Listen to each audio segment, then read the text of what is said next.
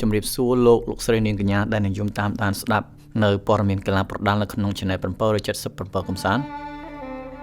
បាទគណៈពេលនេះគឺថាខ្ញុំសូមលើកយកអត្ថបទព័ត៌មានមួយដែលបានចុះផ្សាយទាក់ទងទៅនឹងកីឡាករលនបញ្ញាដែលស័ក្តិសមនឹងទទួលឈ្នះស័ក្តិសមទទួលបាន100,000 បាតបែរជាបានតែ 10,000 បាតវិញបាទជុំវិញរឿងនេះគឺថា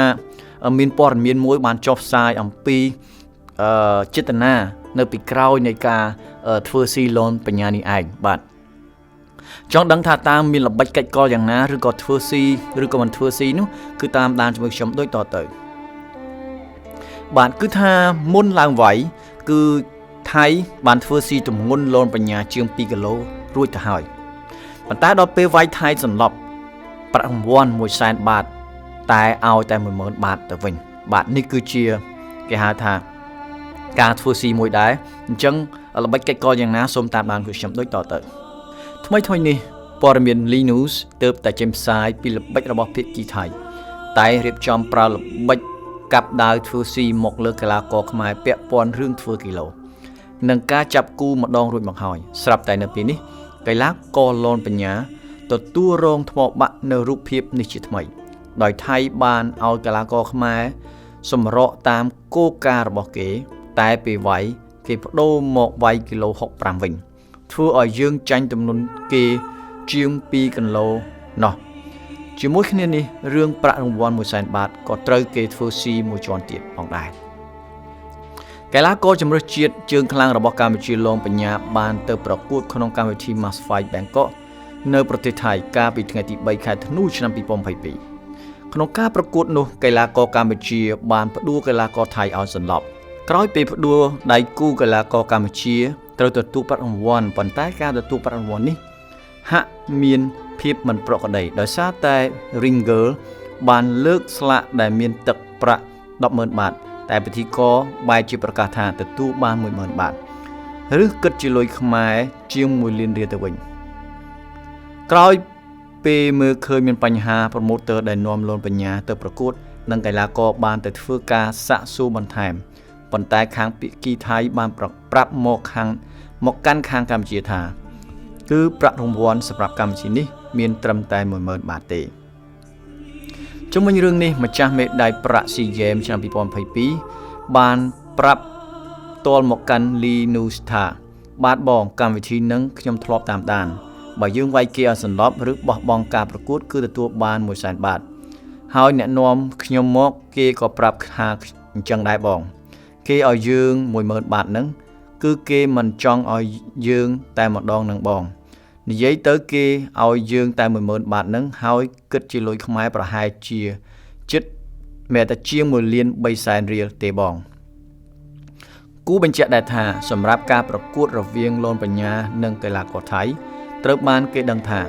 ហាក់មិនមានភាពប្រក្រតីតាំងពីពេលថ្លឹងទម្ងន់ពោអ្នករៀបចំកម្មវិធីរបស់ថៃបានប្រាប់ឲ្យលនបញ្ញាសម្រកវាយក្នុងប្រភេទទម្ងន់63គីឡូក្រាមលុះដល់កីឡាករកម្ពុជាសម្រកនៅត្រឹម 62.6 គីឡូក្រាមបែរជាខាងថៃប្រាប់ថាវាយក្នុងប្រភេទទម្ងន់55គីឡូក្រាមទៅវិញហើយកីឡាករថៃនោះពេលថ្លឹងទម្ងន់មានរហូតដល់ 64.7 គីឡូក្រាមគឺលើសទម្ងន់កីឡាករកម្ពុជា 2.1 គីឡូក្រាមនេះបង្ហាញឲ្យឃើញយ៉ាងច្បាស់ពីទង្វើនិងល្បិចកេងចំណេញលើកីឡាករកម្ពុជាយ៉ាងស្ដែងតែម្ដងដែលនាំឲ្យកីឡាករកម្ពុជាត្រូវតែប្រុងប្រយ័ត្នសម្រាប់ការប្រកួតក្រោយគួរដឹងពីល្បិចរបស់ថៃកម្មវិធី Mass Fight Bangkok កីឡាករកម្ពុជាមិនមែនតែលនបញ្ញាម្នាក់ទេដែលបានទៅវាយក្នុងកម្មវិធីនេះគឺកន្លងមកសូដាសុជាតិនិងលៀបរដ្ឋាក៏ធ្លាប់បានទៅវាយដែរគ្រាន់តែកីឡាករកម្ពុជាទាំងពីរនេះសិតតែចាញ់ការប្រកួតនោះគណៈលនបញ្ញាជាកីឡាករកម្ពុជាទី1ដែលឈ្នះដៃគូវាយឲ្យថៃសម្លាប់តែម្ដងបាទនេះគឺជាបញ្ហាមួយដែលគេហៅថាកម្មវិធីធំមួយទាំងមូលរំដាប់ប្រទេសប៉ុន្តែបែរជាធ្វើចរិតគេថាបង្ហាញនៅភាពគេហៅថាកេងចំណេញភាពអយុត្តិធម៌ទៅដល់ប្រទេស ដតីដែលគេមកវាយនៅក្នុងស្រុកខ្លួនបាទនេះគឺបង្ហាញពីគេហៅថាមិនមែនជាកិត្យានុភាពមួយមិនមែនជាគេហៅថាបែបភាពស៊ីវិល័យនៃប្រទេសមួយដែលអភិវឌ្ឍហើយល្អប៉ុន្តែបែបបង្ហាញនៅបែបថាសិលធម៌បែបគ្មានការទោសខុសត្រូវគ្មានគេហៅថាបែបជាគេថាលេងបែបថាចាត់ទុកកីឡាករកម្ពុជាដូចជាគេថាมันមាននៅក្នុងក្រសែភ្នែកពួកគេអញ្ចឹងលោកបងប្អូនបាទនេះគឺជាការទង្វើមួយដែលយើងមិនអាចទទួលយកបានទេបើសិនជាយើងឡើងទៅវាយនៅពេលក្រោយគឺយើងអាចធ្វើជាកុងត្រាដែលមានលិអក្សរណាមួយដែលមានសាក់សីអីដឹងឮត្រឹមត្រូវពេលនោះបើយើងអាចបើសិនជាមានបញ្ហាអីគឺយើងអាចធ្វើការបដិងឬមកក៏យើងអាចនិយាយជាមួយនឹងគេបានបាទបើសិនជាយើងអត់មានលិខិតស្នាមអីត្រឹមត្រូវទេគឺ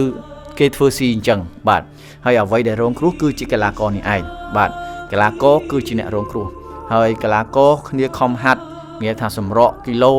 សម្រក់ទម្ងន់រហូតដល់2គីឡូប៉ុន្តែដល់ពេលវាយបែរជាឲ្យគ្នាវាយនៅគីឡូ65ទៅវិញបាទនេះគឺជាទង្វើមួយមិនត្រឹមត្រូវហើយជាទង្វើដែលយើងមិនគ្រប់គ្រងទេក្នុងនាមជាកីឡាករហើយក្នុងនាមខ្ញុំជាអ្នកដែលគ្រប់គ្រងគុណខ្មែរមួយរូបផងដែរបាទហើយសង្ឃឹមថាអ្នក promoter ដែលនាំកីឡាករកម្ពុជាទៅស្រុកដទៃទៀតសូមប្រុងប្រយ័ត្នទៅចំពោះគេថាលក្ខខណ្ឌរបស់ពួកគេដែរបាទអរគុណច្រើនសូមអរគុណបើសិនជាបងប្អូនមានមតិយោបល់អីអាច comment នៅខាងក្រោមបានបាទពីពេលនេះខ្ញុំសូមជម្រាបលាជួបគ្នាក្នុងវីដេអូក្រោយទៀត